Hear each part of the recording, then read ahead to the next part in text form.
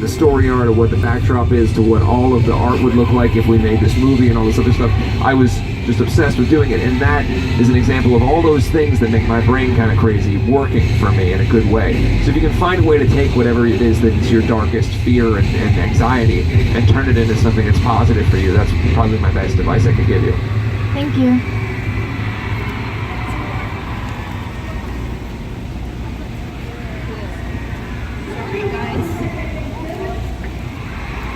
Hello. Hello. So I have a question. You're a really confident guy, and that's awesome. Were you always like that? And how did you get that way? Because I really need to know. Probably. It's just that no one else really accepted that I was so confident. When I was a kid, first of all, you need only see me in a situation where people are dancing and socializing to see me less confident. I'm still confident outwardly, but I'm inside just going completely nuts because that's the last thing I ever want to do. Like any kind of like school dance or anything like that, I was just crawling in my skin because it made me so. Yeah, I wrote a song, "We Don't Have to Dance," like very clear. But the truth is that I just felt as a kid that I kind of knew who I was, and being able to understand who I was made it easier for other people not to.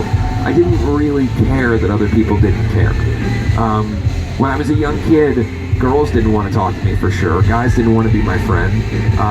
They called me Chunk. They said I looked like Chunk from the Goonies because I was kind of chubby and had big poofy hair. I just didn't really get much attention, but it didn't really bother me because I had these plans. I would go home every day and I would make my grand scheme of how my life's gonna go and what I'm gonna look like and what I'm gonna do and all this shit. So I think the confidence just comes from I kind of got what I wanted to be, and I just kind of kept riding that my whole life.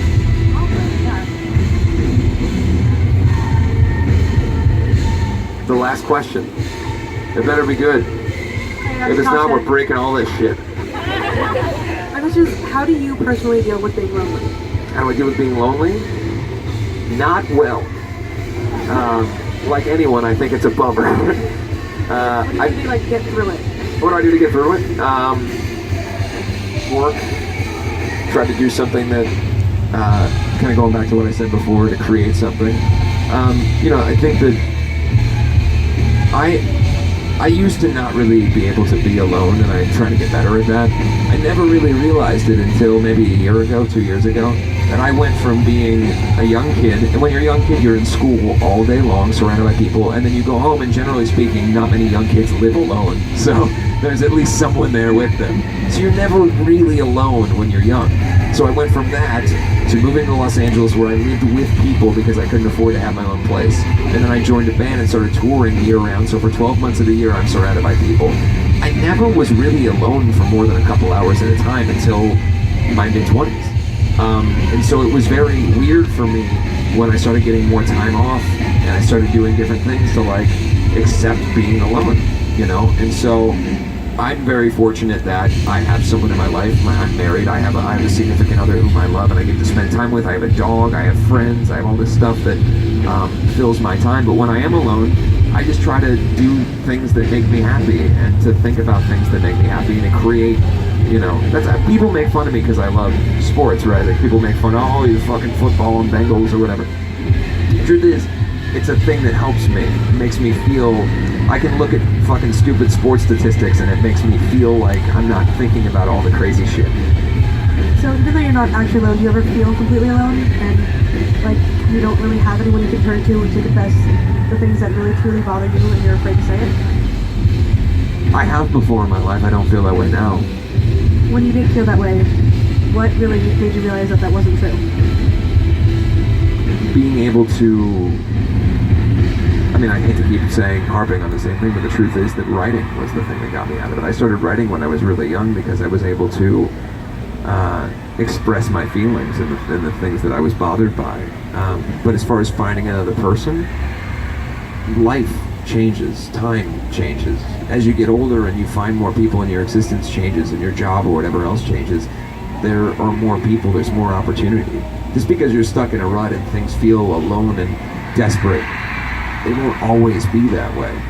I would be shocked if every single person here stayed in one exact situation for their whole life. Things change, people change, and circumstances, generally speaking, will allow for you to have someone to talk to. So the realization that it's just temporary is hugely important, because it really does get better no matter what it is. Thank you. Do I have to go? I want to do more. Why do... I'm getting yelled at. Can we do at least one more? They make me leave all the time. This is my last TEI. I'm breaking the rules. One more. Thank you. Hello. Hello. Wait. See? I'm Destiny. I tell everybody all the time. So that you gotta hold it like this. See? My name's Destiny. Hello, Destiny. Hello. I was wondering, what has been one life-changing moment to help shape you who you are today? One? Or as many as you like. It's hard to say, because there's some that have been bad, things that in my life where I went, fuck, I need to change something. But I think that those are less important in the grand scheme of things to things that really went well, or good moments. So for me, having the opportunity to first play internationally, or to the first big sold out show we did in England, or the first arena show we ever did, or the first show we had fucking pyro, or whatever else, all those things mean a lot more to me than all my regrets, because I have a million regrets, and I try to remember that they're not as important, because we get a new chance every day. So I know it's not maybe a direct answer to your question, but in a much more broad sense, I know a lot of people fight with what is the thing that is their watershed moment, what's their tangible thing that changes everything. And I think people fight against that all the time. I knew a musician one time who was really upset about his first record. His band was making a record, and he was saying to me, oh, this doesn't, like Guns N' Roses and the Black Album, Metallica, and all these bands, like their first record, or their big record, like it was this big thing. I don't feel like anything cool is happening. The truth is that time will change that, because now when you look back, you go, fuck, that was my first record. You have a chance every day to create a new memory. You have a chance every day to make something cool happen for yourself. So to dwell on good or bad examples of things that change things, or to have your watershed moment, is fun, but I think trying to build for the next opportunity is probably more important. Thank you. Thanks. And thank you so much, guys. I hope that I said some things you liked. Let's do a photo. All right, you guys.